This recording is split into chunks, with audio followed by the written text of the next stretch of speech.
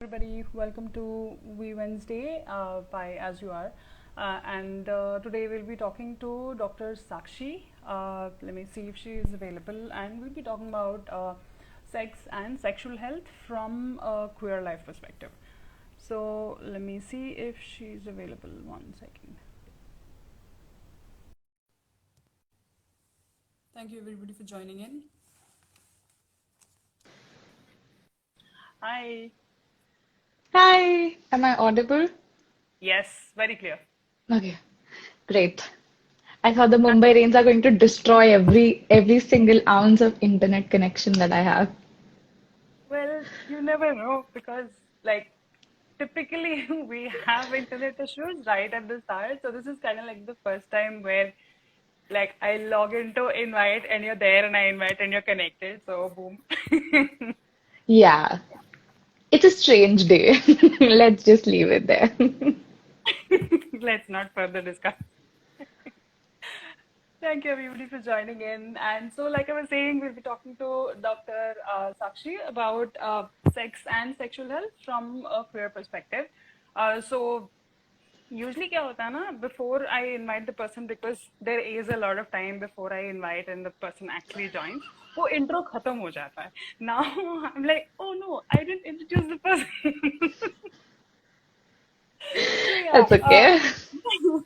so she's an occupational therapist, also a sexuality counselor, and also a queer individual, author, and also a co-host of uh, a podcast, Horn OT Please. Very, very catchy name, I should say. What was the story Oh behind yeah. that?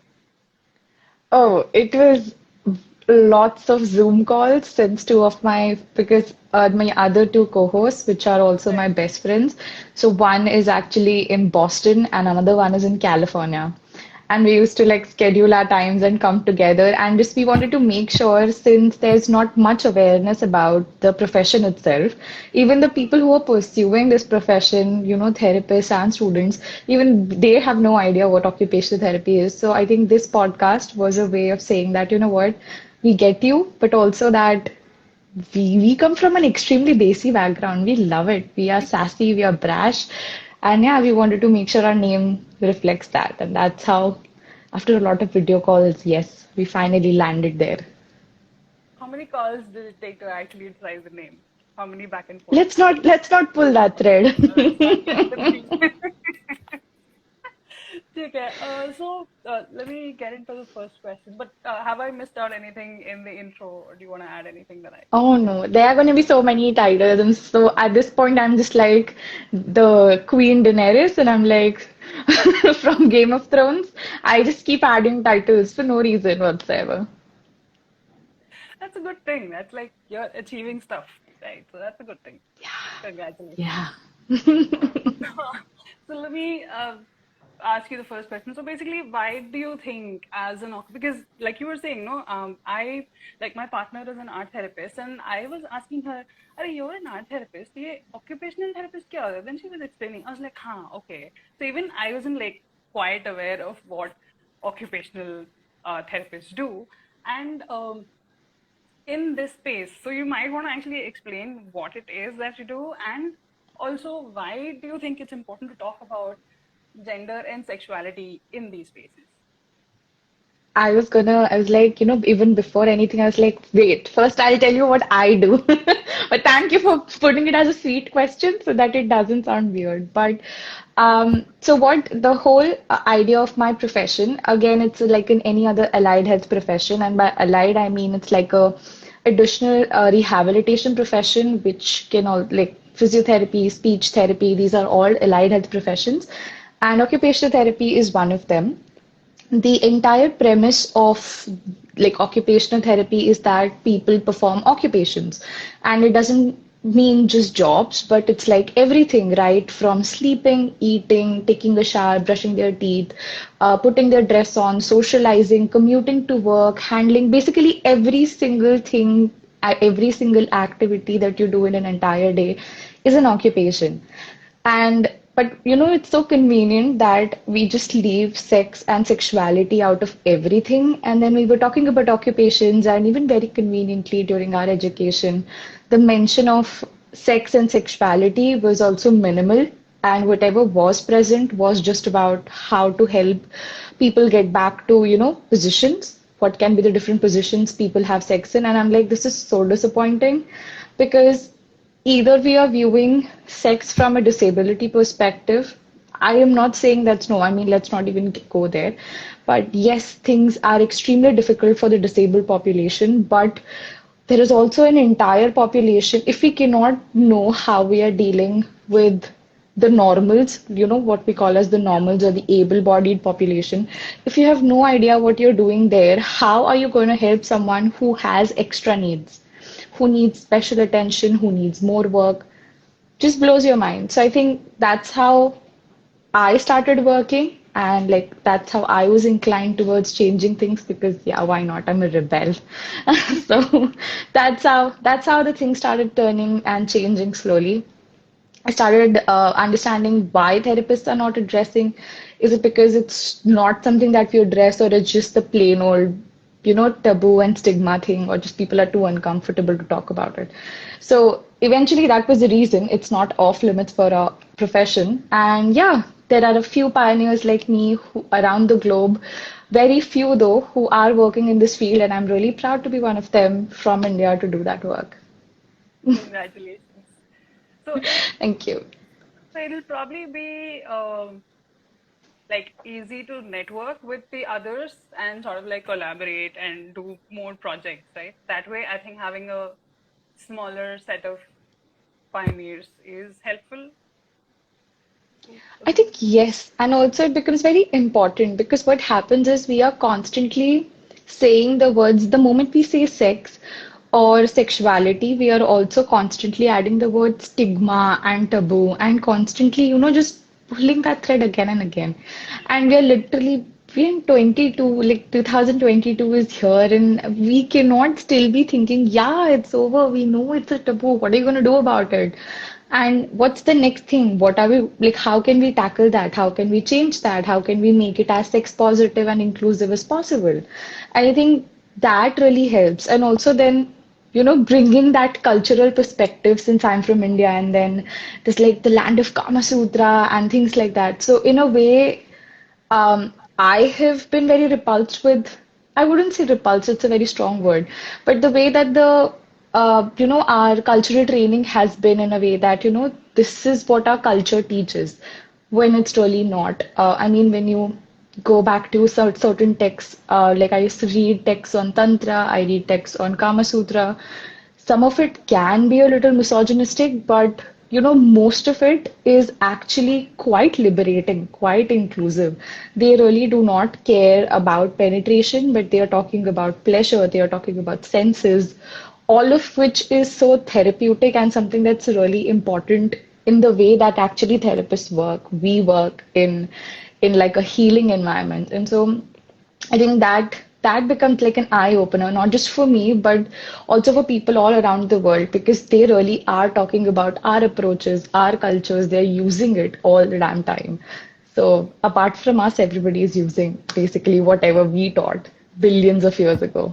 Yeah, and what probably white people taught us in the last, what, 500 years, we are still like sitting with that and saying, this is our culture. Yeah, Yeah, I it's mean, it's just I mean, when you were talking about culture, right, I was thinking about the uh, recent issue of the short film Kali, which was screened in Canada. I'm not sure if you're following. It looks like you yeah. are. So, I mean, I was thinking, hey, see, there's one, freedom of expression. Um, Two, there are different versions of Kali. I'm not a very spiritual person. My partner does talk about it a lot, and there are different versions of her. I've personally heard of stories of trans women who they're like, oh, jab Bhagwan chadta hai, we have to drink. So we prepare a very strong kind of alcohol and we keep it at home because jab Bhagwan aata hai, we have to. She demands it. So I've heard of those stories. Like I was doing interviews with an NGO about collecting trans stories during pandemic, and this is something I came across. And And then we see certain people defining what culture is. I mean, we're going very far away from the topic, but I just wanted to mention that when you said culture, if you look at the actual culture, the tribals, there's so Yeah. much culture there, which is probably the original, Indian stuff, but we want to stick to the colonized version. It's Yeah, but it's such a huge, even when we say, I mean, it has such a huge impact. I mean, every single person talk about, okay, so I'll talk about millennials and Gen Zs. They'll be like, we have to have too much sex, or we are missing out on something, or we have to be, it's either that whole the other extremity, and then when you go ahead with the older population, they are like, you know what, we need to just have an erection, we need to have an orgasm, we have to pleasure someone, or I have to pleasure my partner. You see these controversial scripts which have come across Hmm. because the influence of culture and society in general is Hmm. so damn ingrained. It's so difficult to take that out. It's taken so much unlearning. Like I can't believe it. I am so aware, and it's very difficult for me to unlearn these things. Now imagine laypersons who are not picking up like their phone or like checking out Google for the right reasons. So it's actually has a very huge impact. Yeah, I think when you were talking about older, elder, older, whatever is the right word, people talking about sex, and they as people are so desexualized. I think there Yeah. was a movie, right? I'm not just like looking at your own parents and thinking, oh, they might have had sex. I mean, of course, they had sex. That's what you want. Like, even not that, right? Like, even when you look at random old people and they're having a conversation among themselves about pleasure, and you overhear it and you get weirded out. Like, I've had somebody tell me this. I'm like, yeah, they're doing their own thing. I mean, I'm happy they are, which is like none of your actual business. I think there's a lot of I unlearning there. Yeah, I get so happy. I mean, the last time I met a client who was 92 years old, they had a fracture.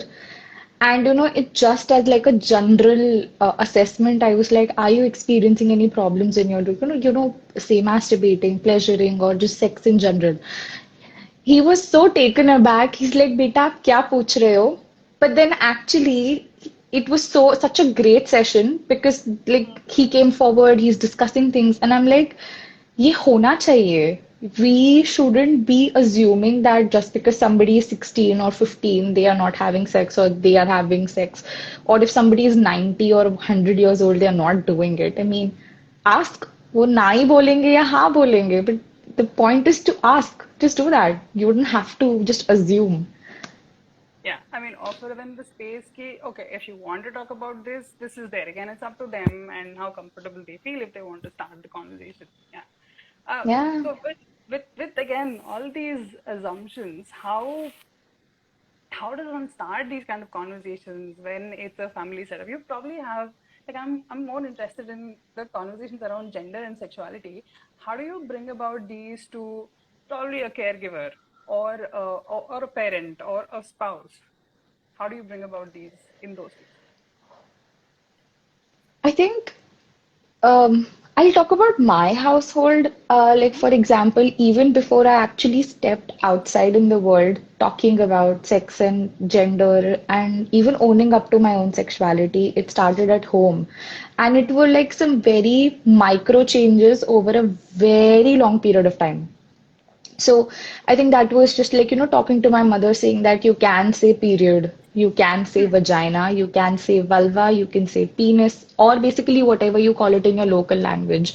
You don't have to use those baby names that you have given to penis and vagina or vulva. And with this, what we're doing is we are already like desexualizing the fact that, just because saying vagina or penis is, these are not bad words. These are just words, just like brain, eyes, elbow, normal words, right? And I think that starts there. Once you start associating a word with something, you think that this is what's going to happen. Similar things goes around with gender and sexuality.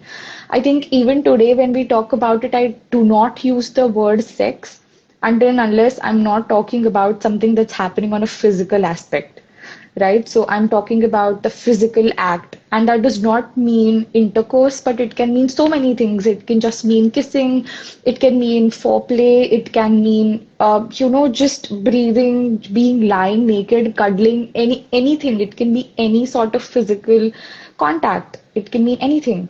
But when I'm talking about sexuality, I'm saying that there's a lot happening there. It's a broader thing. I'm talking about the entire person's sexual emotions, their experiences, their health, as well as the way that they want to have sex, including their gender.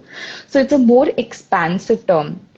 And so I think these are few things that when I started talking about, I made sure that my terminologies are clear. And I would encourage, since, all of us, at least the younger people, I'm not going to force anybody, but if you can pick up a book, if you can go to that, Google search, if you have a good knowledge, if you can read, then I think just understanding that it's okay that these are different things. Not everything is the same. Not everything is sexualized. I think that's number one learning. Just because we are talking about periods does not mean it is dirty. It's it's a body function. It's something that everybody should know, not just people who have vaginas and women. These aren't the only populations who should know about period. Everybody should know. It's a social issue. Everybody should be involved in there, right? And I think these are some ways that at least you can start with yourself first. Once you are educated, once you know what you're talking about, once you are learning in and taking in people's experiencing, and for that I think Instagram is great, Facebook is great, Reddit is great. There are some really sex positive pages. If you actually want to go scrolling and everything, you will find people talking about it. They'll be breaking down in its simpler terms. So if you're spending time on social media, might as well make good use of it. Once you understand things, you will be in a better position to explain it to anybody, be it your parents, be it your partners. Because what happens is once you've learned something, you try to relate it with yourself and then tell it to others. And that makes a lot more sense. I think even when it comes to gender, I know most people do not cannot comprehend behind the idea that binaries के बाद भी कुछ है सिर्फ लड़का है या लड़की है बस इतना ही बोल सकते हैं या Oh, yeah that happens there yeah there is so much of things that go in that process but since our cultural influence is so that if they find what we call as skinner, again, transgendered folks, unko blessings milega, unka blessings low, you have to respect them. But if people are actually transitioning and saying that this is not something, they are outcasts, how does that make any sense? But yeah, I think through all of this and through this entire gyan, all I'm saying is, try it's like micro doses of education. I think till today I do that. And after 5 or 6 years of micro doses of education, today, I think yeah, I'll have condoms lying around, I'll have vibrators lying around. My mom will be like, "Beta, ye kya hai?" And yeah, she just walks away. She's not interested, but neither is she aggressive about it. right. There's a change. She's also understanding. They have spent more than 5 to 6 decades on planet Earth. So you cannot imagine that in a snap they're going to understand everything you are, everything you want to be. Especially now when things are so abstract. For them, things have been black and white and you belong in the gray area. And for them to comprehend that after, 6 decades, 5 decades, when survival was a thing for them, putting food on the table was a thing for them. They didn't really care कि क्या हो रहा है मेरे साथ. Some people did, but now that that has settled, people are understanding themselves. They're taking time for themselves, and now that that's a privilege that we all have, it takes time. I know, but at the end of the day, just no matter what you are doing, no matter who you are, what you're exploring, what you're explaining to your partner, just remember to be as kind, as compassionate as possible. Decisions mat thopo, apni baatein mat thopo, communicate, find compromise. And if nothing works out, then there are always sex positive healthcare professionals available, be it psychologist or occupational therapist like myself. हम हैं, हमारे पास आ जाओ. मतलब fighting, you do not know what to do. It's okay. Can you hear And me? yeah. So yeah, if nothing works out and if you still want to, communicate, then yeah, we are always there. Healthcare people are always there. That's one way to go about it.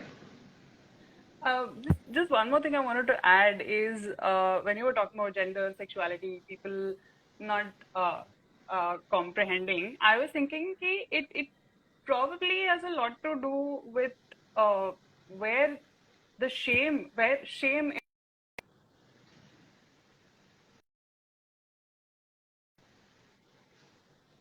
Yeah. Huh, I was saying, I think everybody should question what are these things that we are taught? Where is this shame around? Whether it's sex or, uh, gender or sexuality, where is this shame coming from? Is it from within, or is it conditioning, or is it घर पे सुनाने वाले? So I think at least for me personally, in a lot of situations like this, I've sort of learned to question a lot of things, especially when it comes to shame. And Yeah. so for me, I think it started when I was watching. I don't know if you watch ContraPoints. Hmm. She's a YouTuber. So she did one like a long 48-minute episode on shame, and she's a trans person, and I think right now identifies as bi or lesbian. I'm not sure. So she had this one whole episode of shame, and of course it's from a very white person perspective, but still so many things made sense. So to do try and watch it, and I think comments में मैंने देखा है somebody wanted your appointment, so probably you can tell us how they can book an appointment with you. Yeah, so if you go to my feed, you will see my website, which is sexloveandot.com. From there, you can find resources, you can book an appointment, you can do a bunch of stuff from my website. It's quite easy to navigate and it is just filled with information. Okay. I'm gonna take one more question that I see. They're saying, "Ma'am, I'm suffering from bullies. What should I do? I'm suffocating a lot in my areas."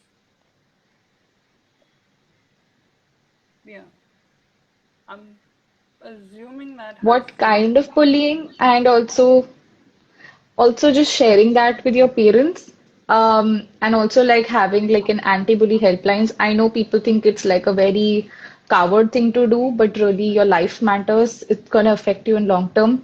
So first of all, make sure the people around you know, and you really get some help. Do go to that helpline, anti. I think for yeah, you have some helplines available, so just do check that out. And next, if you genuinely think it's affecting you a lot, also go and see a counselor or a psychologist, because usually talking about these things and addressing these things at the time when they are happening will save you a lot of adult trauma or later trauma. So, yeah, these are the two, three things that you can do. And I'm really sorry you have to face that. Yeah. So two things for the person who had asked that question. Yes, we exist. Recently posted details about anti-ragging phone number and everything. And like we always say, even in the last session when we were talking about bullying or trauma, we're like, the community there is help. You just need to ask. And I think it takes a lot of strength to ask. Like you were saying, it is important to ask, and it takes a lot of strength to ask. There are also free therapy services available if you're looking for queer affirmative spaces. There's one called safeaccess.in. So check that out. And like, unless you have anything to add, I'm going to go to the next question. No, that's all from me. So you might have mentioned a few of these, but are there any myths around gender and sexuality that you very hear in your practice? I think that it's very, so I do have like a bunch of I'll keep it this way. So number one, let's start with the cis heads. Okay, the cis heteronormative population. Uh, they always come up with this whole entitlement that men again, I'm speaking for cishet population strictly. Men will want experiences where they can have an erection and they can have an orgasm. So every time anybody comes with concerns of premature ejaculation or erectile dysfunction or any pelvic floor concerns, every single person that I ask, you know what, if you do not have an erection, what do you do? And they're like, no, this, my manhood is gone and everything is gone. The whole construct around that the manhood is tied to their erection and their penis and the length of it is exhausting at this point. And I think the second would be again for cis women, it's they owe pleasure. They are pain is okay for them to experience. Some of them have some extremely painful experiences. They show up so late after having a prolapse and everything. They are so late. They suffer with it. Most of them come with concerns of vaginismus. So many of them have hormonal concerns and so whatnot. So there's that. Third is the reluctance to add any external thing or get creative. It's just bang and done. I'm like, if that's your idea of sex and just, I mean, I don't have anything against it, but it's an art, it's a skill, it's something. I mean, if once in a month you go ahead, take that head massage, you go for that shower, like have that bubble bath or whatever, then you also deserve to have a great pleasurable life, which which just helps you feel it just sets a reset button. And I don't think the cishet population is getting like wrapping their heads around it. I think those are some of the common myths around there. With queer people, it's lot of gaslighting, number one. Number two is some of them are extremely rigid about how their partner should be, since they experience like their queer experience is different. So they are like their partners should also act in the same way or should also express them in the same way. So there's like a lot of queer policing that way, which happens, a lot of relationship conflicts around that area. And the next thing is contraception. They just, every time I bring it up and they just have no answers. I'm like, why are you doing this? And then they aren't even going for, I know that's healthcare to blame, but there are no regular checkups and whatnot. So I think for queer people, that will be one of the most important things. They are do placing a lot of importance on pleasure in experiencing connection and intimacy, but sometimes they either like become too self-absorbed about it or they are just like too just putting their head down and be like, you know what, we are worthless. Whatever ounce of love we get is like great. So it's like the two extremities there. But I'm truly learning from a lot of queer people, their experiences, the way that they experience sex. It's so beautiful, it's so artistic, it just inspires. So I think these are some of the most common myths that I've seen in both the populations. Right. Yeah, I think again, when you're saying like queer people, I'm still thinking your experiences, like what you have experienced in your practice, is probably a very tiny percentage of people who have the space to accept their identity, have the space to be with a partner, um, and probably have the privilege to be able to access therapy, right? Yeah. And this is probably a very tiny percentage, and there probably are like so many, I don't know, good bad experiences out there. Because this is again something that I keep talking to my team about also. Okay, there are so many other experiences in regional spaces that God knows when they'll come out, right? Especially India Yeah. being such a diverse country. There's so many various cultures, as we were talking earlier about, and so many things that do happen in there that I don't know. I mean, I would love to listen to all these stories from the regional spaces, whether it's like about sexuality or gender or just their queer lived experiences. It's like so beautiful to listen to. Um, Yeah. um, so my last question then would be something from your book. What are the three sexual scripts that you would want people to unlearn? Um, hmm. A lot of things, but okay. Number one would always be to redefine sex. There is the word sex and the world of sex is it's too huge. It's too expansive. It's too broad to make you feel shameful, to make you feel tiny, to tell you what's right, what's wrong. It's genuinely so abstract that the human mind cannot comprehend it, which is exactly why we came up with some stupid definitions like intercourse and everything. And that's the reason why we made newer terms. That's why we didn't stick to sex. People did bring out terms like intercourse and penetration and coitus. There's a reason why these words exist. So broaden once you start broadening your definition of what sex should be, what it should look like, it shouldn't be like a stepwise procedure. Step one, clothes nikalo. Step two, it's not a skincare routine. It is not. It's truly customized to you. It is customizable. Some days that you have energy, you can do whatever you want. Some days when you don't have energy, you can have like a low level sex. Again, with people, there's so many things happening. People have chronic illnesses. People today have hormone imbalances. कोई ठीक नहीं है, to be very honest. There are a very few percentage of people who know we can say that who isn't disabled, who isn't sick, who isn't ill, who isn't facing low times in their life, who isn't on some kind of medications. All of these things, all of these aspects do impact our sex life, do impact our health, physical and psychologically and emotionally. So, to understand that, there's a lot of things at play. So, that's number one. Number two, please just try to do not feel sex is nothing to be shameful about.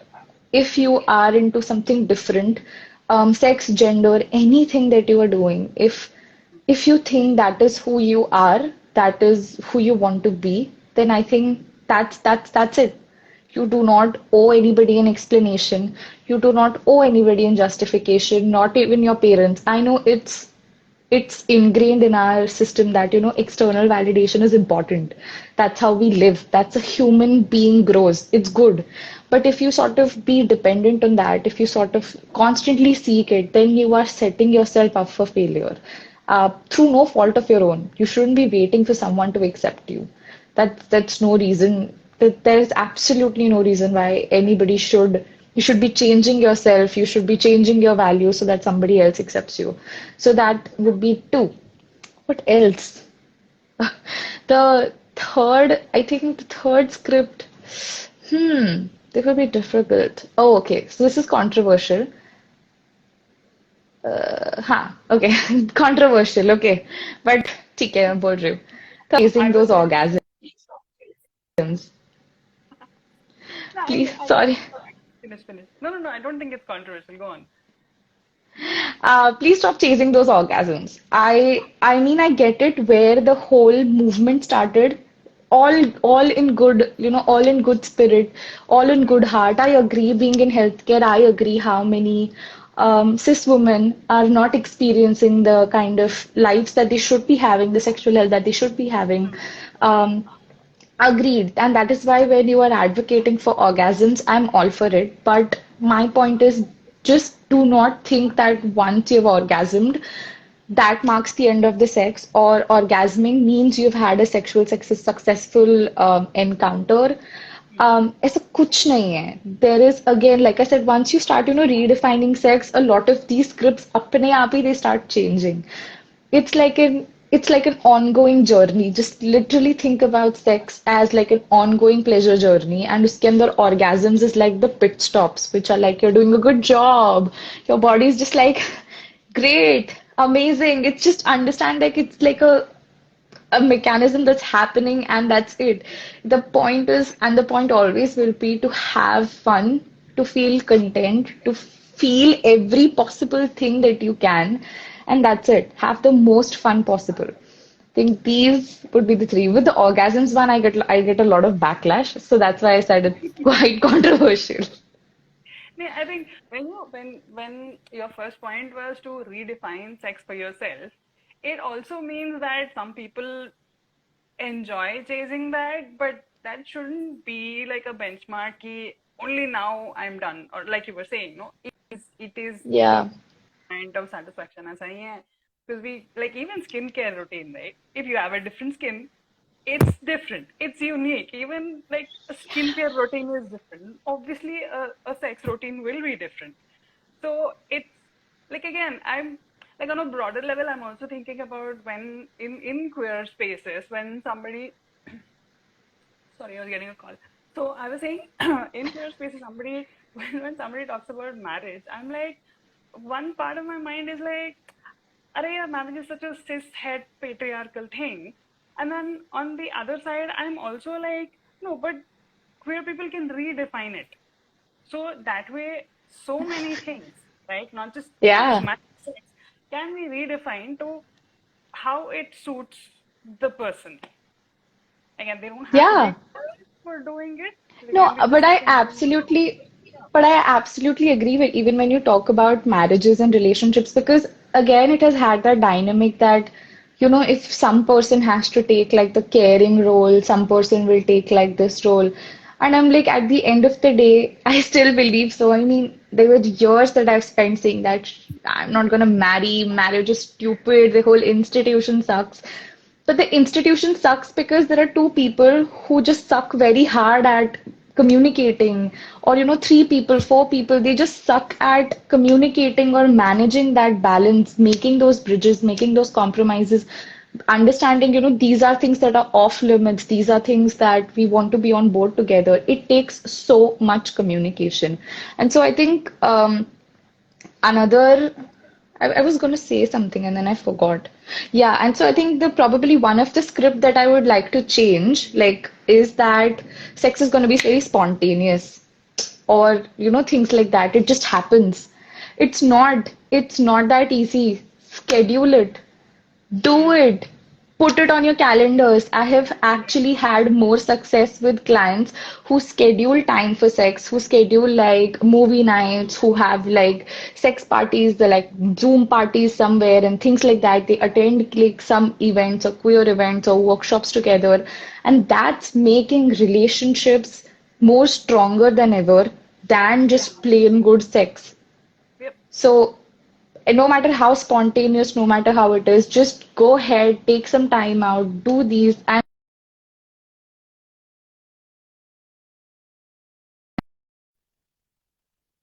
Sex has to be sexual. yeah, sorry, it was loading, so I stopped Oh, talking. I'm sorry. like, Okay. You're asking. no, but yeah, I think that's one of the most important things. And I cannot stress this enough, but communication makes Yeah. sex 1000 times better. Communicate as much as you can, whenever you can, say more things, do it. And I know there are people who do not communicate about it a lot, and there are some people who might find talking about this particular area a little difficult. And then again, I'm saying if there is a possibility, please put healthcare professionals on the team. We are always there. Nobody is going to judge you. But yeah, please do some research before you actually seek out any therapist. If you want any help, you can also drop me an email. I can send you a list of sex positive therapists. I really don't mind. So yeah, but that's I think if you go about it, there are like so many things that have been taught, Yeah. actually not taught. Also not taught. Conditioned Taught and and not. taught and not taught. Yeah. Yeah, but it's at the end of the day communication. I am such a hardcore sucker for it, especially if, as a person, as a therapist, I'm all for it, but as a person, I will like नहीं बोलना, नहीं करना. But it's a process. It's a process. And I think, yeah, the whole idea of the whole like my book was that ki, if you don't want to go to a therapist, if you have some amount of awareness and you can think, it was the Hmm. idea that बैठो, socho or karo. What do you really want? What do you really like? Yep. And I think that's one of the biggest things that we are missing out in general. What do you want? What do you like? Who are you? These are some very difficult questions. Even though Yeah, I have written that, I still don't have answers for those I agree. questions. I completely agree, especially somebody who identifies as a woman. Um, बचपन से ही their needs are never given any kind of attention. So when you're an adult and you're in a relationship or even among friends, you don't understand boundaries. You're like, what are my needs? What do I want? Right. So I think like even when you were saying your third point, no, you were thinking. I was going to say, okay, इनको book खरीद लो, book पढ़ लो, everything is there. But yeah, this definitely does help. It's I'm assuming it's sort of like a workbook where you can work through sheets and stuff, right? Your book. Yeah, yeah. So it's just like questions and also some sensory activities because I am again a sucker. So all my profession goes around, even with sex and everything else, even with sexuality, most of it definitely does work around the body. But then I also love the sensory system and the nervous system. And that's how it's about using both the things so that you incorporate a little bit of experimentation on your own, but you're also sitting with what are you feeling, what are you experiencing, and things like that. So it's a little bit of both. Counting your nervous system. Yeah, that becomes very important. And yeah, nobody does that. Then quite I mean, I was going to say it's been quite a like the journey, the call itself has been quite a journey in terms of me. Yeah. Like these are conversations I randomly have, but like never in one whole packed in like 1 20 30 minute sessions. This has been really, really helpful. So I'm hoping I'll buy. I mean, I'll buy the book. I'm hoping I finish the book and probably do another session. Then I'll be more aware of what I want to ask. Oh, that would be fun. That would be so much fun. Yes. Absolutely. Thank you so much for taking time. Do you have any like? I think we close in a minute or two. I don't see any questions coming up. Also, do you have anything? I mean, book खरीद लो that I've said already. Book करना है, appointment book करना है तो go to Instagram handle कर लो वहाँ पे. So apart from that, you want to I add think anything? that's it. In general, it's truly about, see, life is already a struggle. ठीक है? तो तुमको जो करना है करो. You have got today. Everybody's gonna die. We are gonna die. Everything's gonna end. Earth is going to end. I am actually hoping for that asteroid to hit any minute. I'm so sorry, human race. But the point being, I do not want to sound nihilistic or, as a pessimist, but the point being that life is really very short to actually care about what other people think of you, to actually make yourself feel shameful or guilty about the things that you do. So do it, make mistakes, get your heart broken. Do not get your penises broken, absolutely not. Do not suffer in pain. There is always help available. You are not the only one, and you are not broken, and you're not missing out on anything. So yes, there's like a support system that's always there. All you have to do is find the courage to reach out. That's Yep. that's like a big step. So I think that's it. That's all the advice I have. Thank you so much. Thank you so much for doing this. Again, like I Thank you said, so really much for enjoyed having me. Yes, thank you so much for having me, and I hope you have a really, really good evening. it. You too. You too. Thank you.